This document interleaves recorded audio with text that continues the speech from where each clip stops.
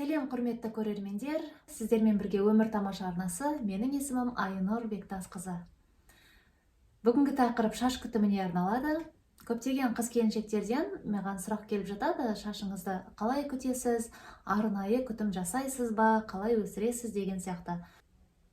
Осы типте сұрақтарға мен бір ғана видеомен жауап беруді жөн көрдім. Менің шашымның ұзындығы 95 сантиметрді құрайды.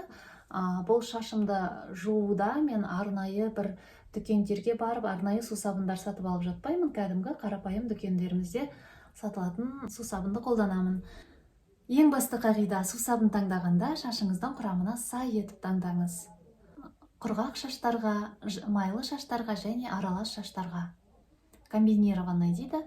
Шаштың қалыпты біркелкі өсуіне ағзадағы дәрумендердің жеткілікті болуы бірден бір себеп. Тағы бір үлкен себеп — ол біздің жуынатын суымыз.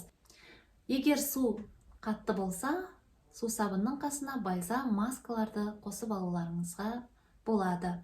Мен тұратын жерде судың құрамы қатты, сондықтан мен сусабыннан кейін бальзам немесе маска қолданамын.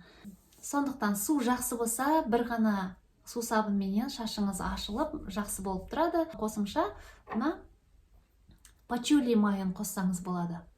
Сусабынға 3-5 тамшысын қоссаңыз жетіп жатыр.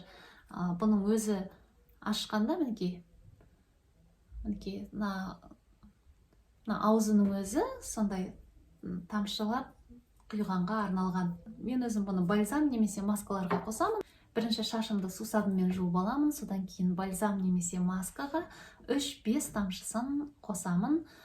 Содан кейін оны ары қарай суменен жақсылап шаямын. Пачули эфир майы шашыңыздың біркелкі өсуіне, оның ұштанбауына және келесі жуғанға дейін жалтырап тұруына бірден бір септігін тигізеді. Сондай-ақ пачули майы бастың терісіне антисептикалық әсер етеді. Мінекей достар, шаш күтімінің сондай бір аса құпиясы жоқ. Интернет желілерінде үй жағдайында жасайтын түрлі маскалардың рецепттерін табуға болады. Ал менің жасап жүргенім әзірге осы. Арнаға тіркеліңіздер және өздеріңіз шашты қалай күтетіндеріңіз жайлы жазып кетсеңіздер, мен қуанамын. Сіздермен болған Айнұр өмір тамаша арнасы. Келесі кездескенше күн жақсы болсын.